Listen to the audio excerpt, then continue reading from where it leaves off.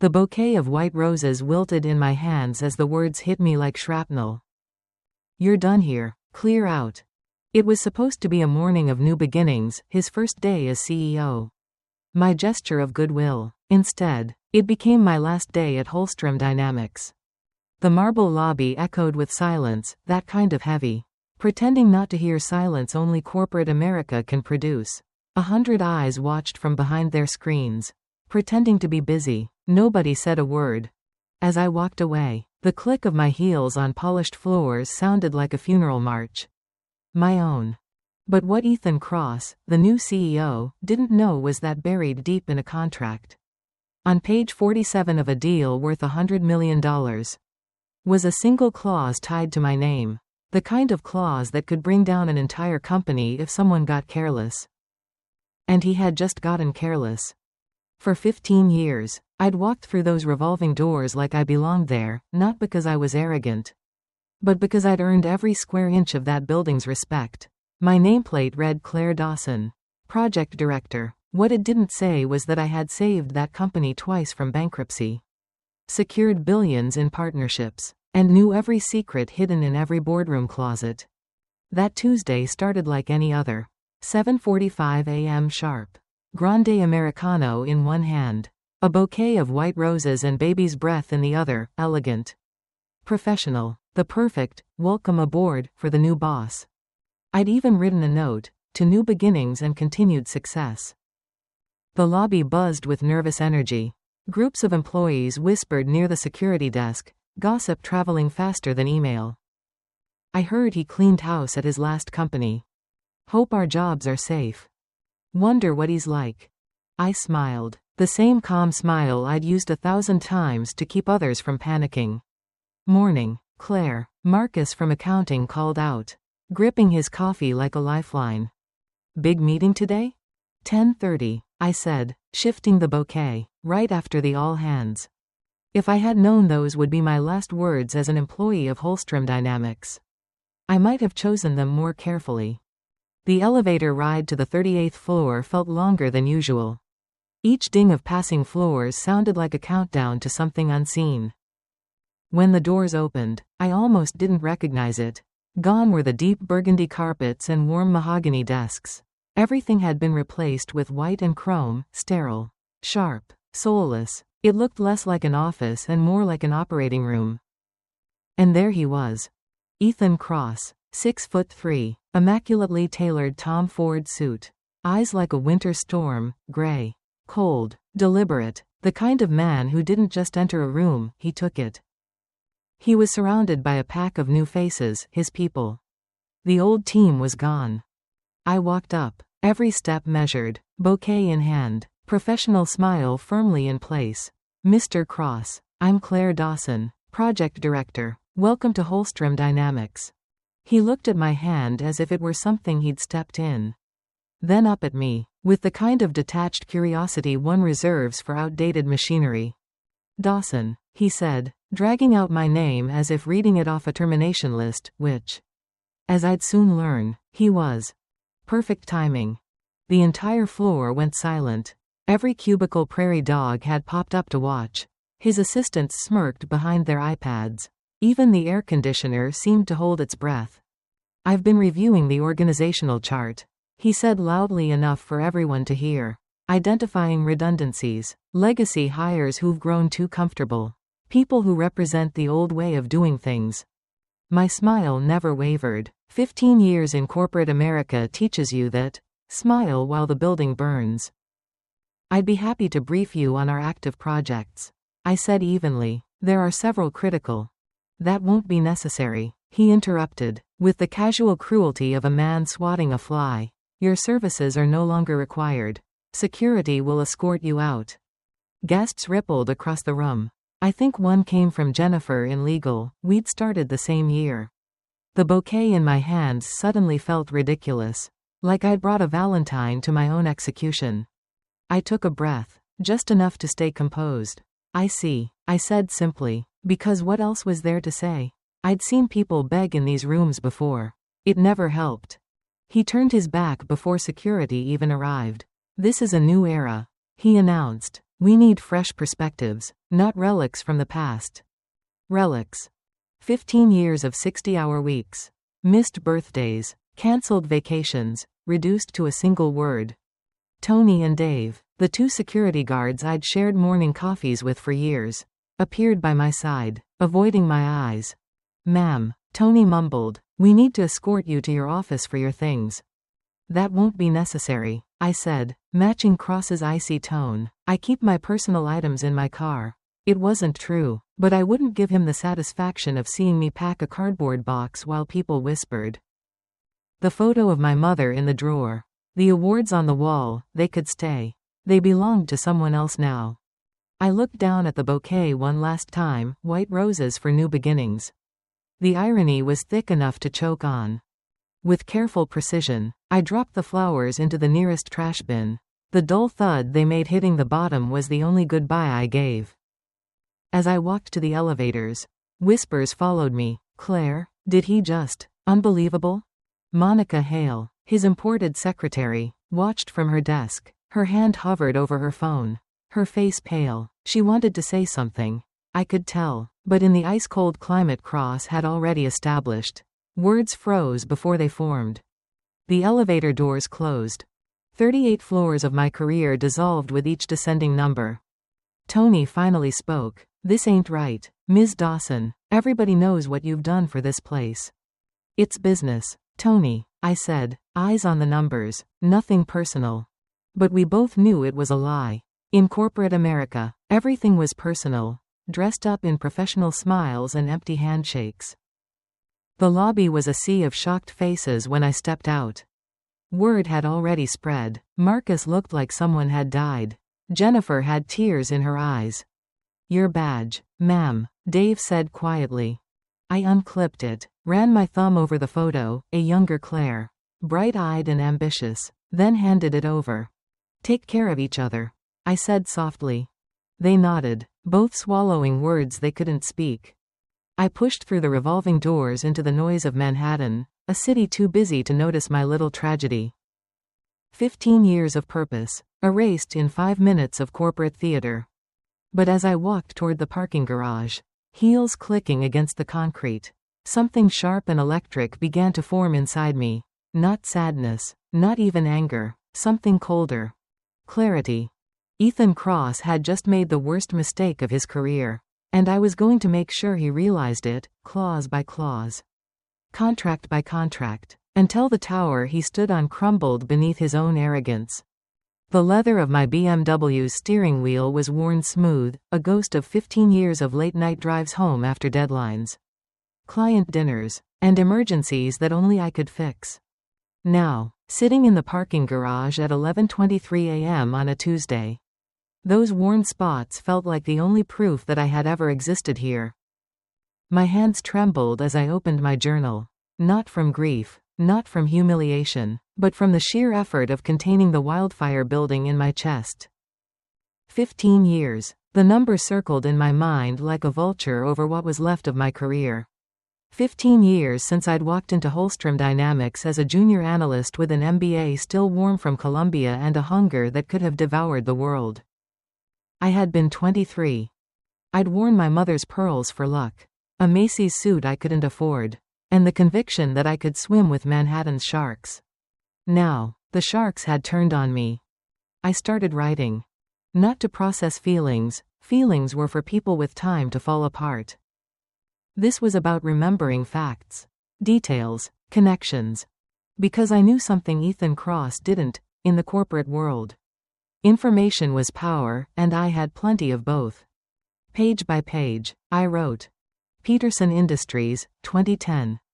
A $50 million contract on the brink of collapse because a project manager promised deliverables we couldn't meet. I'd worked 96 hours straight, living on vending machine coffee and adrenaline. When their CFO refused my calls, I'd shown up at his daughter's soccer game to walk him through a new timeline. We not only kept the contract, we expanded it.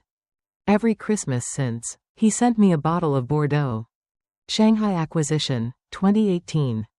3 months in China. Learned enough Mandarin to negotiate with government officials myself. Every other firm failed to navigate the regulatory maze. I did it, secured permits that opened a billion-dollar market. That trip had cost me my marriage. You love that company more than me, David had said over a crackling call. He wasn't wrong. Phoenix Project, 2020. Lead developer disappeared 2 weeks before launch, lockdown chaos. Code lost. I built a remote team across 12 time zones. Coded alongside them despite not touching programming since grad school.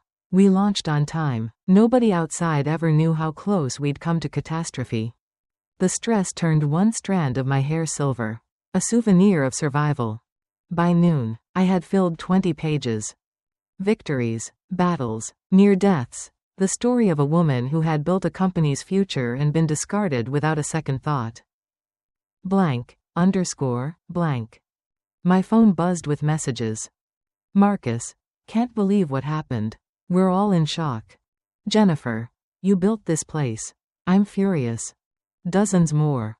By lunchtime, I'd received 47 texts, colleagues, clients, even competitors. The corporate world is smaller than people think. Manhattan's financial district could spread a rumor faster than wildfire. But I didn't respond to any of them. I just kept writing. Because while everyone else was panicking, I was plotting. I wrote about sacrifices that never made it into performance reviews. The honeymoon in Paris I cut short because a client threatened to back out. The fertility treatments I'd postponed until the doctor gently said, "It may be too late." The nights I arrived before sunrise and left after the cleaning crew. All for a company that now called me redundant. Fresh perspectives, Cross had said. I laughed out loud, sharp, bitter, echoing off the BMW's cold interior. He wanted fresh. He had no idea how stale his thinking was. I'd seen 4 CEOs come and go, each one promising to reinvent the company, and each one eventually learning that real business isn't about reinvention. It's about evolution. You don't disrupt trust, you build on it. You don't erase experience, you learn from it. And you never, ever fire the person holding your company's most delicate threads. My pen froze on one name, Hartman Industries. December 2021. Their CEO had been caught embezzling. Stocks in freefall. Vendors fleeing. Everyone demanded payment up front. Everyone except us. I'd flown to their headquarters, looked the emergency board in the eye, and said, "Partners don't abandon each other in storms." 6 months later, they awarded us an exclusive $300 million contract. Robert Hartman hugged me in his office and said, "You didn't just save a company, Claire, you saved 8,000 families." Where was that on Ethan's organizational chart? How do you quantify loyalty? How do you measure trust built over midnight calls and quiet heroics? You can't, but I could destroy it with one phone call. Then my phone rang, an unknown number. I almost ignored it, but instinct made me answer. "Claire? It's Patricia Walsh from Brightwell and Knox." Her voice was tense, controlled panic. "I just heard what happened. Please tell me it's not true." "It's true," I said quietly. "As of an hour ago, I'm no longer with Holstrom." There was silence, a long one. Then she spoke again, lower this time. "Claire, you've read your own contract, right? Section 47B? Of course. I'd read it. I'd written it. Every comma, every clause. It was my insurance policy, a key person clause. If I left the company for any reason within the first year, Brightwell and Knox had the right to terminate the contract immediately, with full refund of prepayments. And keep the intellectual property tied to the deal. The proprietary framework Holstrom had planned to deploy across every major account. I'd made sure of that. Patricia's voice trembled slightly. "This is going to be a problem, Claire, a very significant problem." When she hung up, the silence that followed was electric. Because Ethan Cross thought he'd fired a middle manager. But what he'd really done was pull the wrong wire in a live system. He'd fired the one person keeping the tower standing. And now, I had time for panic to spread. Time for him to realize what he'd done. At 4:17 p.m., I poured a glass of red wine, the good kind. A 2018 Malbec my ex-husband had left behind, and opened my laptop. I found the digital copy of the Brightwell and Knox contract. Scrolled to section 47B. The sentence looked so small on screen. If Ms. Claire Dawson ceases to be employed by Holstrom Dynamics for any reason within the first 12 months of contract execution, Brightwell and Knox reserves the right to terminate this agreement with immediate effect and retain all intellectual property developed to date. So polite, so lethal. A single paragraph capable of detonating a $100 million deal. I smiled for the first time all day, not a vengeful smile, but the quiet satisfaction of watching karma write its first draft. Tomorrow, Ethan Cross would wake up thinking he'd made a bold, visionary decision. By noon, he'd realize he'd just walked his company off a cliff. And all I had to do was wait. I woke at 5:30 a.m. Not because of an alarm, but out of habit. 15 years of early mornings don't disappear overnight. The difference was the silence. No urgent emails. No 7 a.m. calls with Singapore. No messages demanding my time, my mind, my loyalty. For the first time in years, I made breakfast, real breakfast, eggs Benedict with homemade hollandaise. I plated it neatly, because even alone, I kept my standards. The morning news droned in the background. All stock reports and optimistic forecasts, as if the world hadn't shifted in the last 24 hours. It was strange, that kind of freedom. Freedom that tasted like vertigo. At exactly 8:02 a.m., my phone exploded. The first call was from James Morrison, Holstrom's chief legal officer. Then then accounting, then an unknown number with a Holstrom extension. By 8:15, I had 12 missed calls and 23 text messages, each more frantic than the last. One stood out. Monica Hale, emergency. BNK invoked the clause. Legal says only you can fix this. Cross is ballistic. Please call ASAP. I didn't. Then another message popped up, this time from Patricia Walsh. Patricia, board voted unanimously. Contract suspended pending resolution of key person clause. We're preparing to move forward with Steinberg and Associates unless Holstrom remedies within 48 hours. Steinberg and Associates. Holstrom's biggest competitor. The same firm that had been trying to pry Brightwell and Knox from us for years. My coffee suddenly tasted sweeter. The doorbell rang at 8:27 a.m. Through the security camera, I saw her, Monica Hale. Immaculate as always, Armani suit perfectly pressed, clutching a leather portfolio like a lifeline. I took my time answering. Let her wait. When I opened the door, she exhaled in visible relief. Ms. Dawson, she said quickly, thank you for seeing me. I know this is irregular. But I didn't agree to see you. I interrupted gently. You're at my home uninvited. At 8:30 in the morning. Her professional mask cracked. I'm sorry, but this couldn't wait. Mr. Cross sent me. I laughed. Short, sharp. The same Mr. Cross who couldn't even look at me when he fired me. Monica's cheeks flushed, but she pressed on. The Brightwell and Knox situation is critical. They're claiming breach of contract. Legal has reviewed the key person clause and she swallowed hard. We need you to come back immediately. I stepped aside, gesturing for her to enter. Not out of kindness, but because I wanted her to see what she was asking me to leave. The sunlit kitchen, the quiet, the life I'd never had time to live. She followed me to the counter, heels clicking nervously. The company needs you, she said again, setting her portfolio down. Mr. Cross has authorized me to make you an offer, full reinstatement. A 20% raise, a formal apology. Stop. My tone cut through her words like a clean knife. I turned toward her, calm, centered, dangerous. Yesterday morning, I began. I was humiliated in front of my colleagues. 15 years of work dismissed as redundancy. My entire career reduced to a line item on a reorganization chart. She opened her mouth to speak, but I continued. And now, because of a clause your boss didn't bother to read, and relationships he didn't bother to understand, suddenly I'm valuable again. You tell me, Monica, what changed? She looked down at her hands. What do you want, Ms. Dawson? she whispered. Name your terms.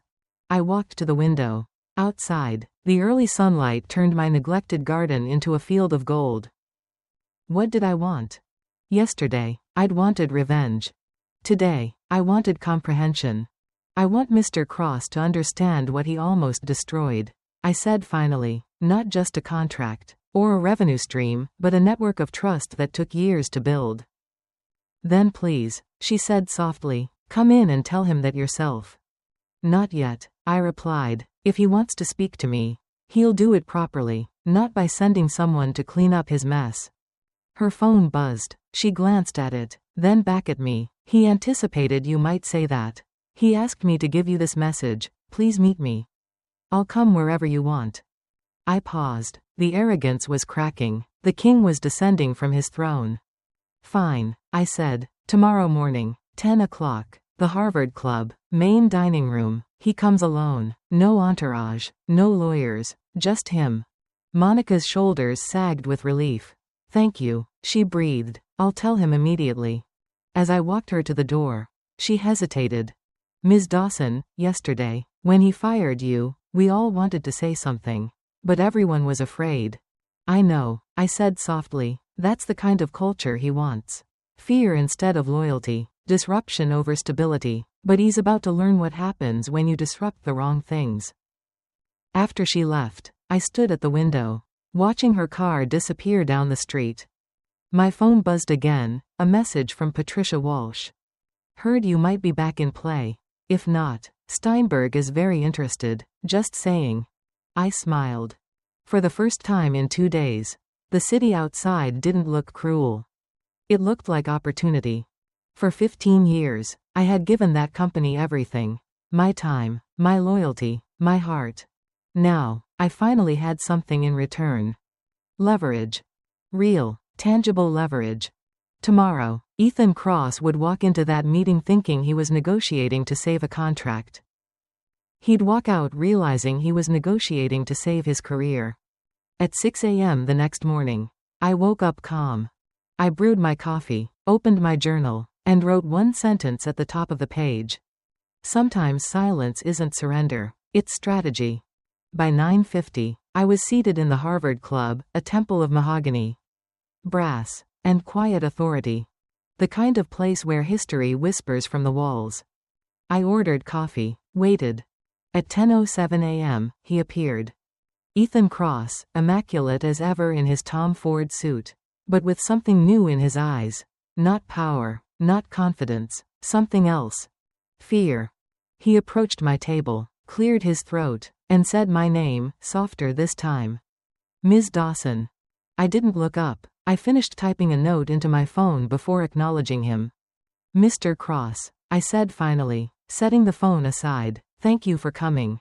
He sat, trying to reassert control. Let's cut to the chase. The company needs you back. I'm prepared to offer. No. My voice was quiet, but final. That's not how this works. His jaw tightened. Then tell me how it does. And I smiled, the kind of smile that comes when you already know the ending. He sat down across from me, posture rigid, voice carefully measured. I'll be direct, he said. The company is in crisis. Brightwell and Knox have suspended operations, and Hartman Industries is reviewing their contract. I'm prepared to offer full reinstatement. No, I interrupted again, calm, composed, the kind of calm that makes people nervous. You don't get to set the terms anymore. Mr. Cross, you forfeited that right when you had me escorted out like a criminal. His mouth tightened. That was perhaps hasty. Hasty? I let out a quiet, humorless laugh. You destroyed 15 years of work in 5 minutes. You humiliated me in front of my staff to make a point. Congratulations, you made one. The waiter appeared to refill my coffee. I didn't look at him. I didn't look at Cross either. I wanted him to feel every second of that silence. He finally spoke. Look, I made a mistake. I didn't understand the full scope of your role. No, I cut in. You didn't bother to understand. There's a difference. You walked in here thinking experience was weakness. That loyalty meant complacency. You assumed the people who built this company were obstacles to your ego. And now, you're paying the price for it. His knuckles whitened around his water glass. The control he prided himself on was slipping, and I wanted him to feel it. "What do you want?" he asked finally, the words sounding foreign on his tongue. "Name your price." I took a sip of coffee before answering, deliberate, unhurried. "The problem isn't my price, Mr. Cross. It's your ignorance. But let's talk terms." I reached into my bag and pulled out my journal, the same one I'd written in while sitting in my car after he fired me. I laid it open on the table like evidence. "Let me tell you what's happened since Tuesday morning," I began, my voice steady as glass. Brightwell and Knox invoked their key person clause. Hartman Industries is reconsidering their partnership. Kumar Technologies has requested copies of all active contracts to review similar clauses. Steinberg and Associates, your favorite rival, is already circling. His face lost color with every name. Meanwhile, I continued, your own legal department is panicking. Your board is furious. And your employees are leaking information faster than you can contain it. So no, Mr. Cross, I'm not here to negotiate my return. I'm here to decide whether I even want to save you. For the first time since we met, Ethan Cross didn't have an answer. His carefully curated composure fractured just enough for me to see the fear beneath it. He leaned forward, his voice dropping. You've made your point. What are your conditions? I closed the journal. Simple. I return as Executive Vice President of Client Relations. I report directly to the board, not to you. I get full autonomy over all major partnerships and veto power over any termination in my division. He frowned. That's not. And, I continued, cutting through his protest, I want a public statement, from you, admitting that my termination was an error in judgment. You'll send it to every employee in the company. Transparent. No spin. He let out a small, incredulous laugh. That's impossible. The board would never. The board, I said evenly, will agree to whatever saves 40% of their revenue. Don't kid yourself, they're not loyal to you, Mr. Cross. They're loyal to the numbers. And right now, those numbers depend on me. He stared at me, calculating. The silence stretched until it felt like the whole room was holding its breath. Then my phone buzzed on the table, Patricia Walsh. I turned it over so he could see the notification. Steinberg presenting to Brightwell and Knox at 2 p.m. Decision pending. I looked back up at him. You have 4 hours. He swallowed. You're extorting me. No, I said softly. I'm teaching you about consequences. You wanted to play the corporate dictator. You thought firing me proved your authority. But here's the truth, authority isn't power. Authority is borrowed. Real power is earned. And you just found out who holds it. He leaned back, exhaling slowly. If I agree to your terms, can you guarantee the contracts stay in place? I can guarantee I'll make the calls. I said, whether they listen will depend on how convincing we are together, and how sincere your apology sounds. His lips tightened, but he nodded. You'd work with me after what I did? I'll work for Holstrom Dynamics. I corrected. For the 4,000 employees who depend on this company. For the clients who trusted us. But for you? I met his eyes. No, you're temporary. The honesty hit him like a slap. But he didn't deny it. I stood, gathering my things. You have until noon to get the board's approval on my terms and send that statement. After that, I'll be having lunch with Steinberg. He looked up sharply. You planned this, he said, not as an accusation, but as a realization. The clause. You knew something like this could happen. I paused, smiled faintly. I planned for the possibility that someone might not recognize my value. That's not arrogance. It's just good business. Then I walked away, the same way I had from the marble lobby 2 days earlier. Only this time, the air felt lighter, the click of my heels less like a funeral march and more like a drumbeat of victory. By 10:45 a.m., the Harvard Club's quiet dining room had become my war room. 3 phones sat in front of me, my personal cell, my client line, and a temporary number I'd activated that morning. The first call came from Margaret Ellis, Holstrom's CFO. Claire, she said in a low, urgent voice, the board's in chaos. Cross presented your terms. Half want to accept immediately. Half are panicking about setting a precedent. And then Jerome Holstrom walked in. That made me sit straighter. Jerome Holstrom, the founder's grandson. The man who'd built the company from a family factory into a global powerhouse. He hadn't attended a board meeting in 3 years. What did he say? I asked. He asked one question. Margaret said, "How do you fire someone without reading their contracts first?" I almost smiled. The old lion still had teeth. My second phone buzzed. Patricia again. Steinberg moved their pitch up to noon. They smell blood. What's your status? I typed back, in negotiation. Hold the line. At 10:58, James Morrison from legal called. Claire, check your email, now. The attachment was a board resolution, legal language. Heavy with formality, but clear in intent. Everything I'd asked for, and something more. A seat on the board. Pending shareholder approval.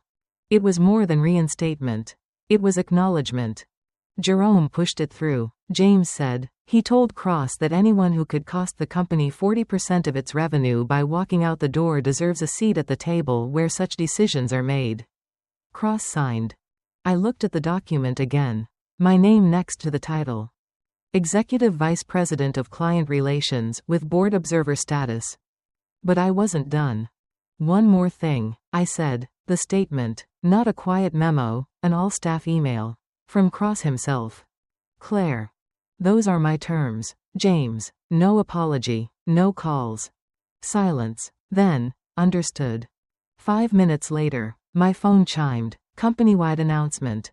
Subject, leadership update. On Tuesday, I made a decision that I now recognize as a significant error in judgment. I terminated Claire Dawson without fully understanding her critical role in Holstrom Dynamics' success. Effective immediately, Ms. Dawson returns as Executive Vice President of Client Relations, reporting directly to the board. Leadership means recognizing mistakes and learning from them. This has been a powerful lesson. Ethan Cross, CEO, Holstrom Dynamics. I read it twice. Not out of disbelief, but out of quiet, wordless satisfaction. The humiliation of Tuesday morning had been erased in 300 carefully written words. And this time, everyone knew who held the pen. The Harvard Club's doorman hailed me a cab at exactly 1 p.m. Good meeting, ma'am? He asked, polite as always. The best kind, I said, sliding into the back seat. The kind where everyone learns something. As the cab pulled into Manhattan traffic, I looked out at the city that had built me, and, for a moment, almost broken me. 2 days ago, I had left this city carrying flowers and false optimism. Now, I was returning with something infinitely more powerful. Leverage. Legacy. And clarity sharper than glass.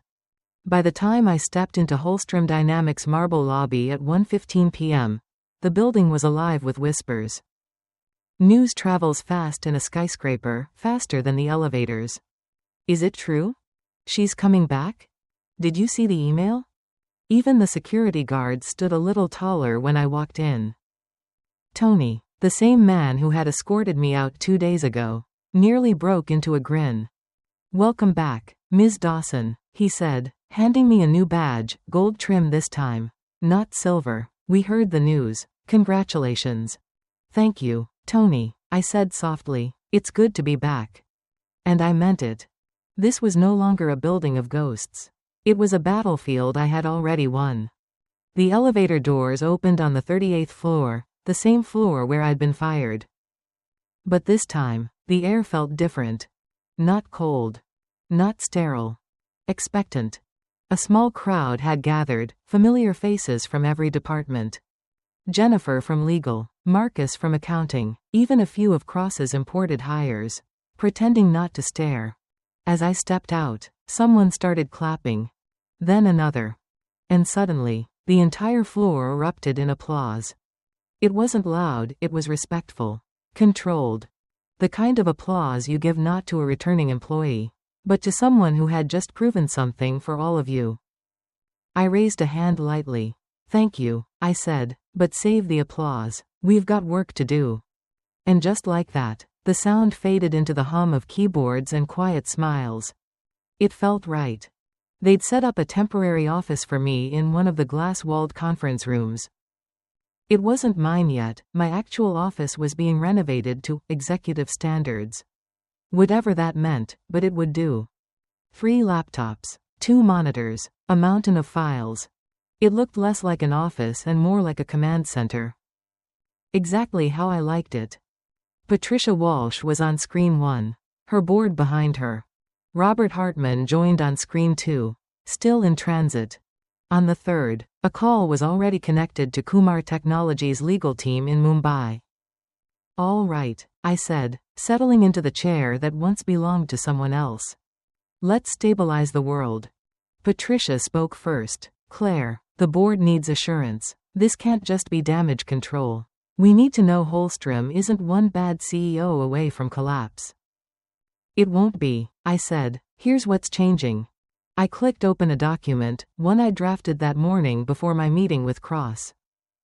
Effective immediately. We're implementing structural reforms. First, no more single points of failure. Every key partnership will have a dual liaison system, one strategic, one operational. That way, no relationship dies with one person's departure. Second, veto power. Any termination affecting client-facing executives now requires board approval. And third, a cultural shift. No more leadership through fear. Robert Hartman's face appeared on the screen. Good, because the cowboy CEO mentality nearly tanked this company. Agreed, I said. We're done confusing disruption with leadership. Kumar's legal head nodded slowly. We are satisfied with this direction. But the trust must be rebuilt. It will be, I said, brick by brick, not by press release. The meeting lasted 2 hours. By the end of it, the bleeding had stopped. Brightwell and Knox postponed Steinberg's pitch indefinitely. Hartman Industries reaffirmed their partnership. Kumar extended their contract. The crisis that had nearly destroyed Holstrom was contained, not by force, but by trust. When the last call ended, I closed my laptop and leaned back. For the first time in years, I wasn't exhausted, I was energized. At 3:30 p.m., Monica Hale knocked on the door. Her posture was different, not rigid and fearful, but uncertain. Ms. Dawson, she said quietly, Mr. Cross would like to speak with you. When? He's waiting outside. I checked my watch. Tell him he can come in at 5. Her eyebrows lifted slightly. You're making him wait? Yes, I said, with the faintest smile. Patience builds character. When she left, I opened my journal and wrote a single sentence. True power doesn't announce itself. It waits to be summoned. At 4:45, I got the last confirmation I'd been waiting for. Every major client had reaffirmed their commitment. It was over. The tower was steady again. At exactly 5 p.m., there was a knock on the door. Come in, I said, without looking up. Ethan Cross entered quietly. No entourage, no arrogance, just a man walking into his own reckoning. He looked smaller somehow. The suit was still perfect, but the confidence inside it had cracked. Ms. Dawson, he began, voice low, thank you for seeing me. I gestured toward the chair across from me. Sit. He did, carefully, as if the seat might collapse beneath him.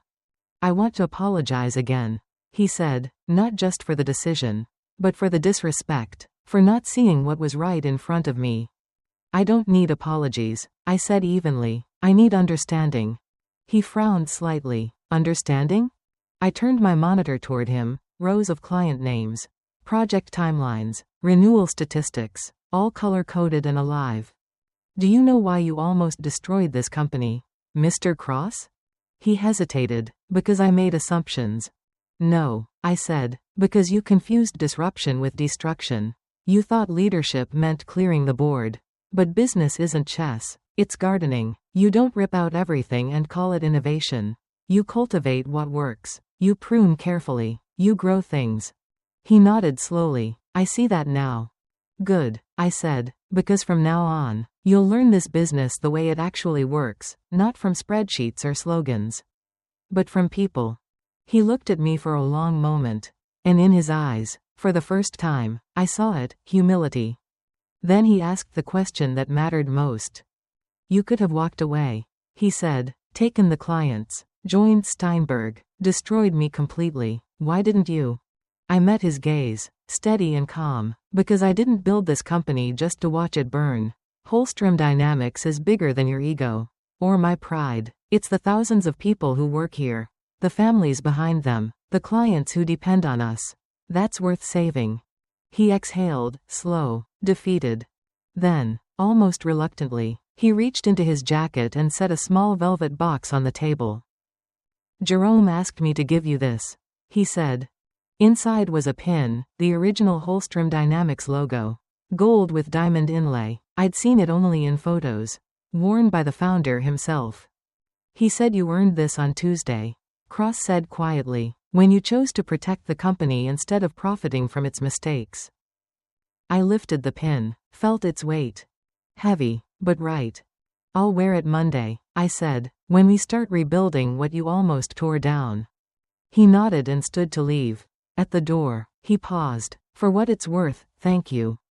Don't thank me, I said softly, just learn from me. When he was gone, I sat in the quiet of my temporary office. Sunlight glinted off the glass walls.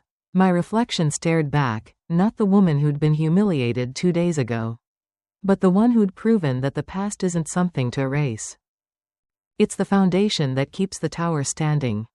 I pinned Jerome's gift to my jacket, opened my laptop, and started working again, calm, focused, unstoppable. Tuesday morning, I was fired. Thursday afternoon, I was executive vice president.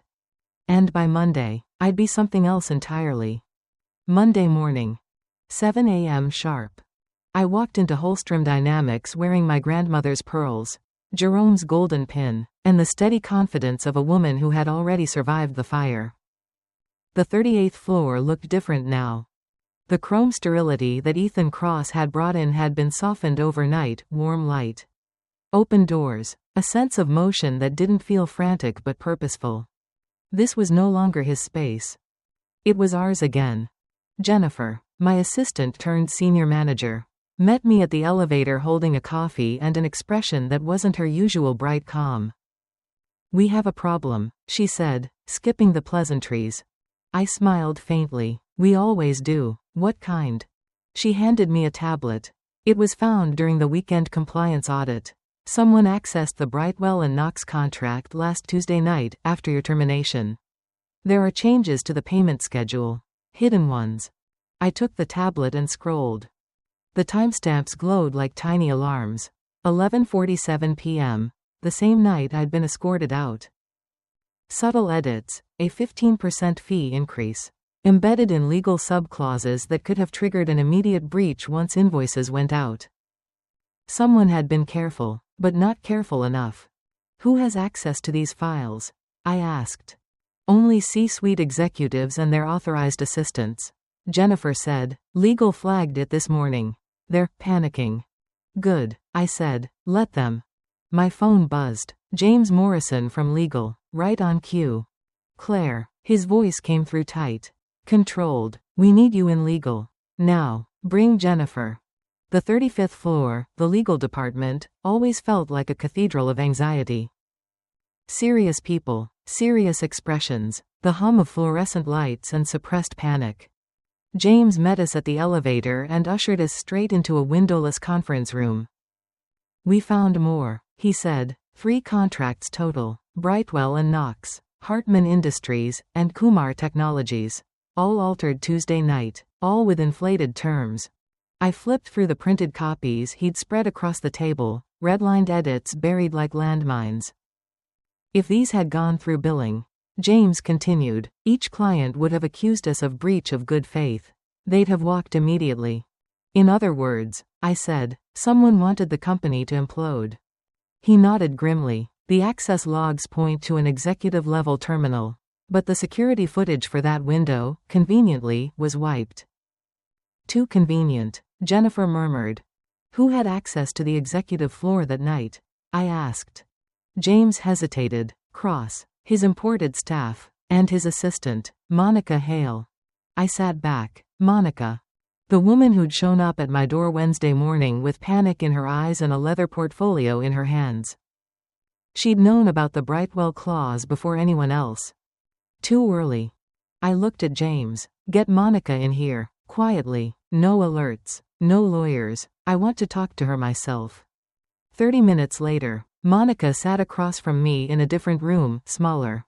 Quieter. Its only witness a recording device blinking red in the corner. Her usual poise was gone.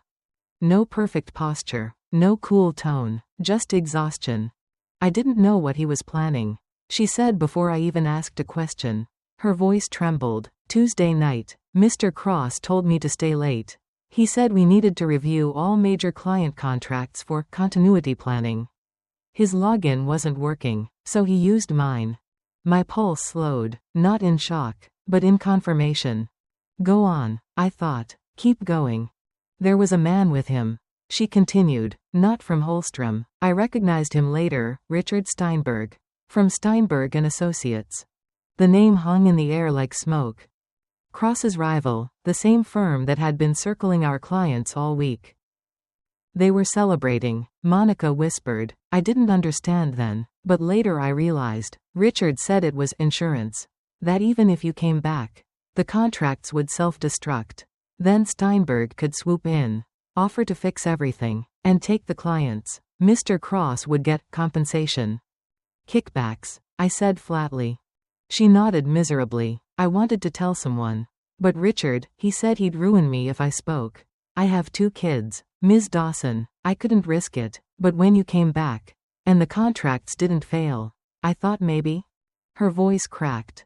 I leaned forward. Monica, you did the right thing by telling me now. But we can't let this stay hidden. You'll give legal a full statement.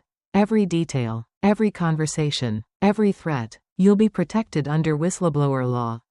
She blinked, stunned. You'd do that? After what happened? I smiled slightly. We're not them.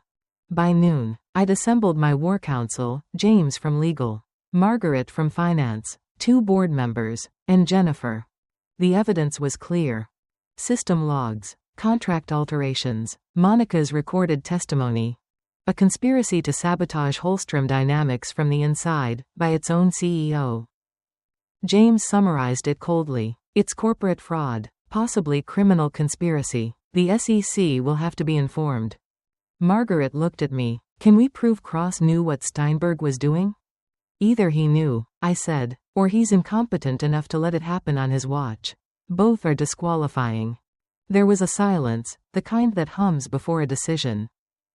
Then I said it. Call an emergency board meeting. 1 hour. The boardroom at 11 a.m. was a cathedral of tension. 12 members, half on screen, half in person. Jerome Holstrom at the head of the table, his weathered face calm. Unreadable. Cross entered last, still trying to project authority, though the lines around his eyes betrayed sleepless nights. Thank you for joining, everyone. Jerome began. Ms. Dawson requested this session.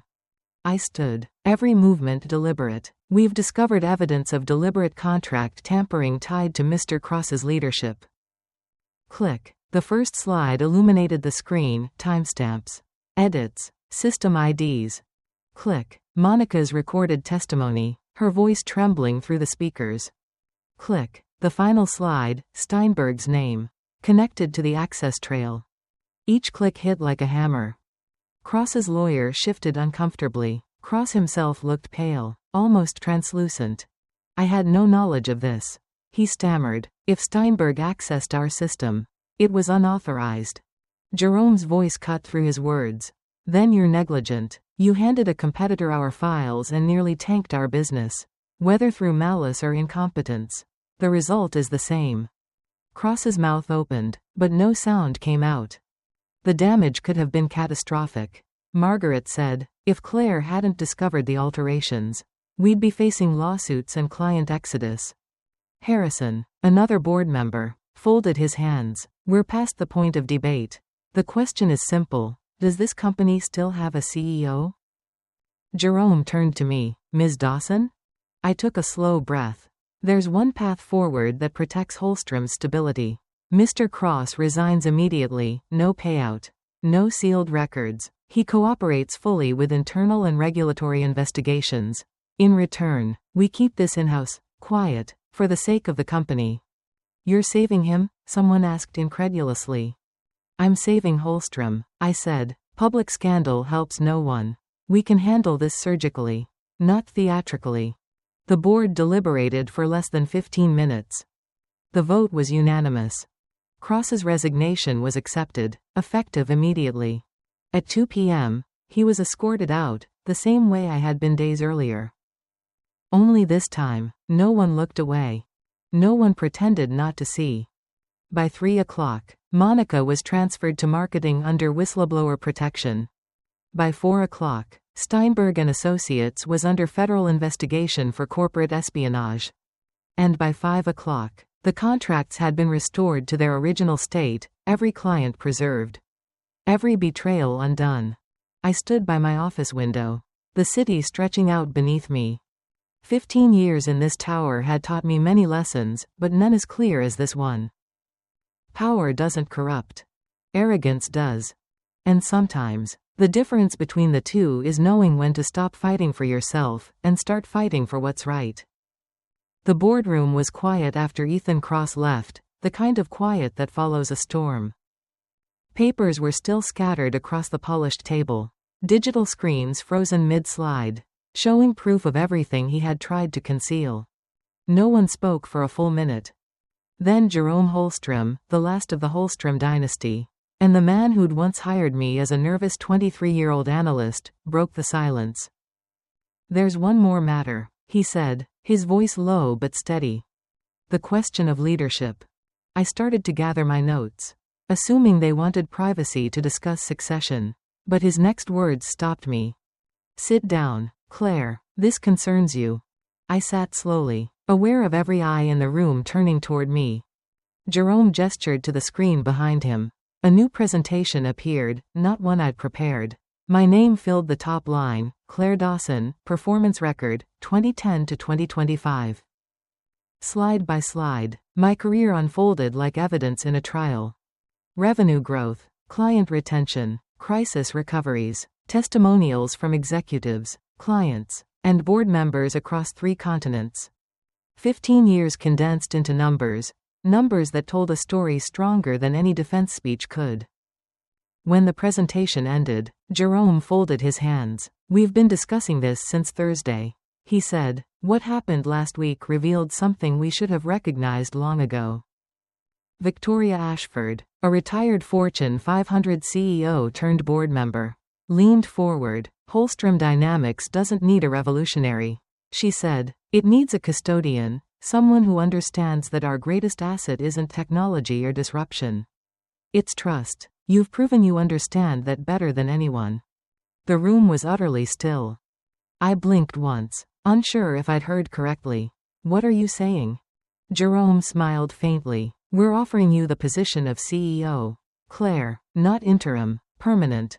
For a moment, I couldn't find words. Me. The woman who'd been publicly fired in the same building less than a week ago. Now being asked to lead it. I looked around the room, familiar faces. Some supportive, some skeptical, all watching for my reaction. I'm 41 years old, I said slowly. I've never run a company this size. Harrison, the most pragmatic board member, gave a small shrug. You've been running the parts that matter for years. You just didn't have the title. Jerome nodded. Take the night to think about it. But understand this, our vote is unanimous. He paused, his gaze kind but firm.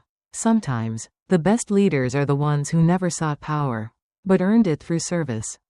I left the boardroom at 6:30 p.m., my mind spinning with the weight of what they had just handed me. The halls of Holstrom were quiet, lit by the gold wash of sunset.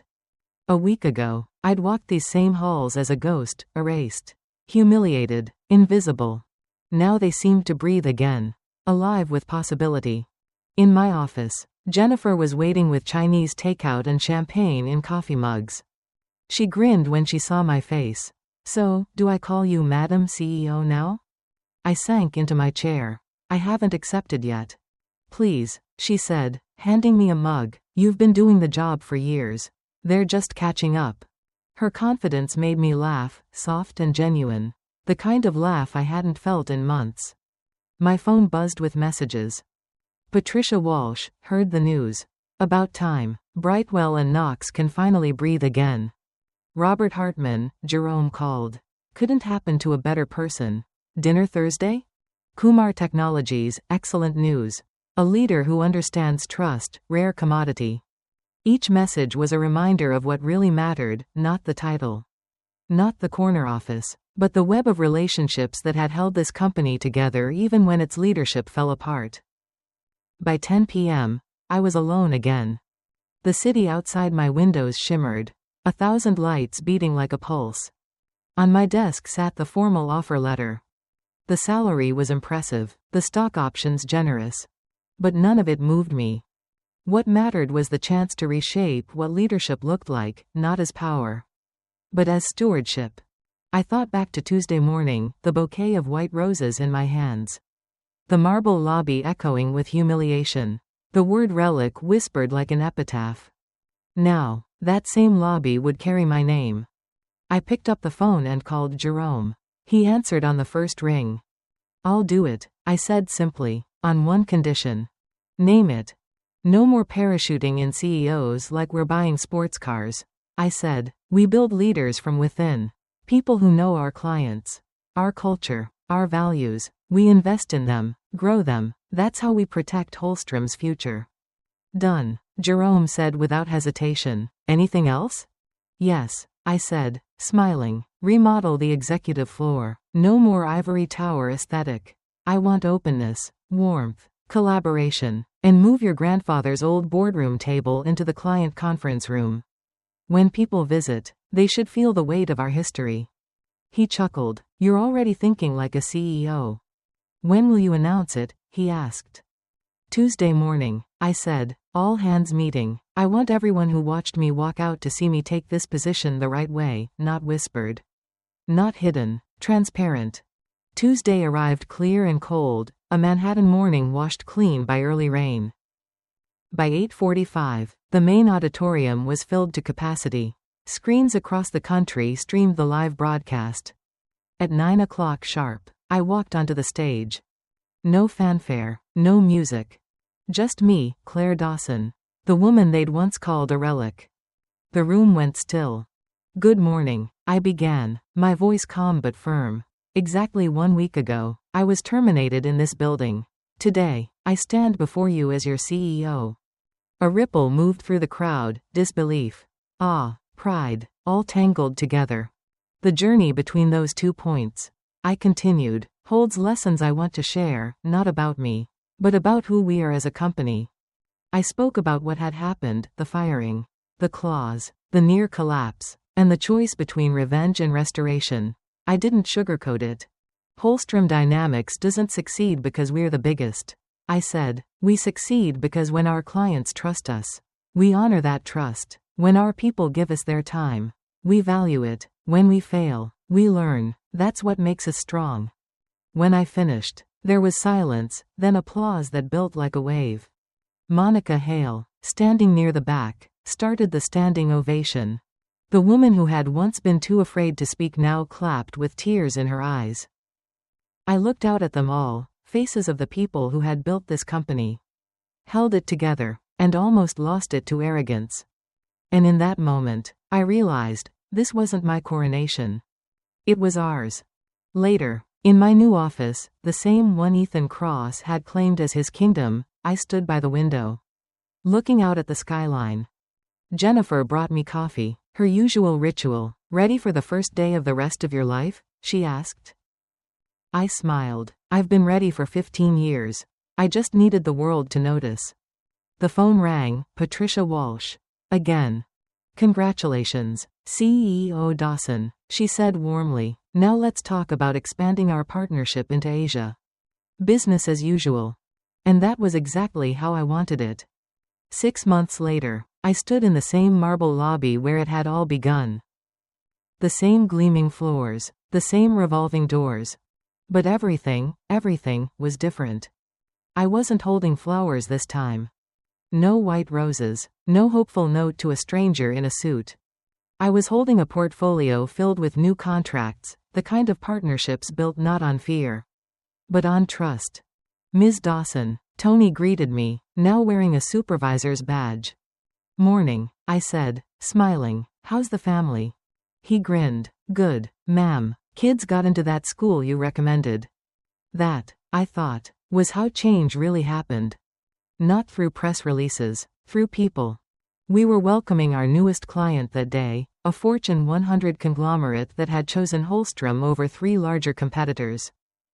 Their CEO, Martha Reeves, a sharp woman in her 50s, shook my hand firmly as we walked toward the elevators. Every firm we met promised innovation. She said, only you talked about longevity.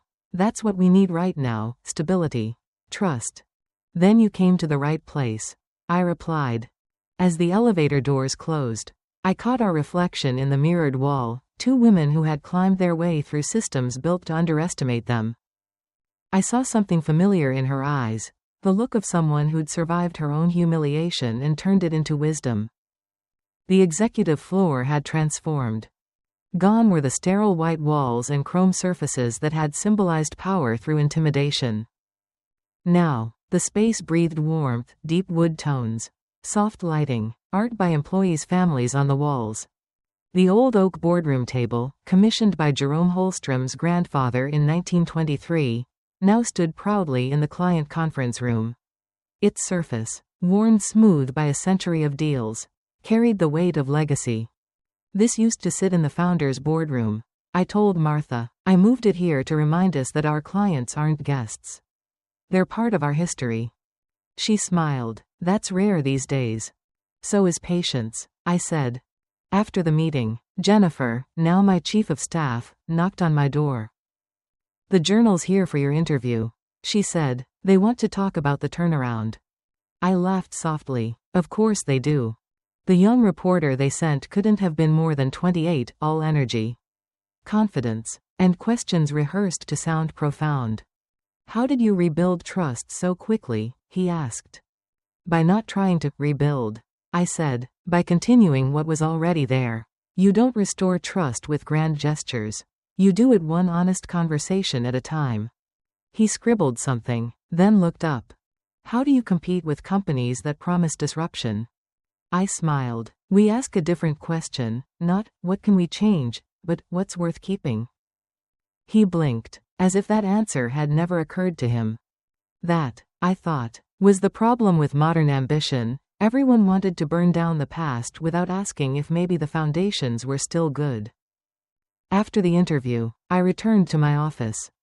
The late afternoon light fell across my desk, illuminating the framed photo that Jennifer had secretly placed there months ago, a still image from the security cameras. Me, walking out of the building that Tuesday morning. Flowers in the trash. Head high. On the frame, Jennifer had engraved a small plaque. The day the relic became the foundation. I hadn't been able to look at it for weeks. Now, I smiled every time I saw it. That evening, Patricia Walsh stopped by unannounced, carrying a bottle of champagne. 5 years, she said, setting it on my desk. 5? I asked. 5 years since Brightwell and Knox first partnered with Holstrom. 6 months since you saved us both from disaster. I thought that was worth toasting. We poured the champagne into proper glasses this time, not mugs. The sunset painted Manhattan in gold and rose, the same light that had witnessed my humiliation and my redemption. You know, Patricia said, looking out the window. Cross thought he was clearing out deadwood. Instead, he cleared the way for exactly the leader Holstrom needed. There's poetry in that, I said softly. Corporate karma, she corrected, my favorite kind. We both laughed, a quiet, knowing laugh between women who had seen how quickly power shifts in the skyscraper jungles of New York. Later that night, alone again, I opened my journal, the same one that had carried every thought since the day I was fired. The pages were almost full now. But this time, I wasn't writing about loss or strategy. I was documenting growth. A mentorship program for women in mid-level management, already producing rising stars. A partnership council where clients and executives planned strategy together. A new leadership model built around 3 words: listen, build, trust. Jerome had called it the quiet revolution. I preferred another name. Evolution. Because in the end, that's what this had always been, not revenge. Not a comeback, but evolution. My phone buzzed with a text from Jerome. Board approved your community investment initiative. Your father would be proud.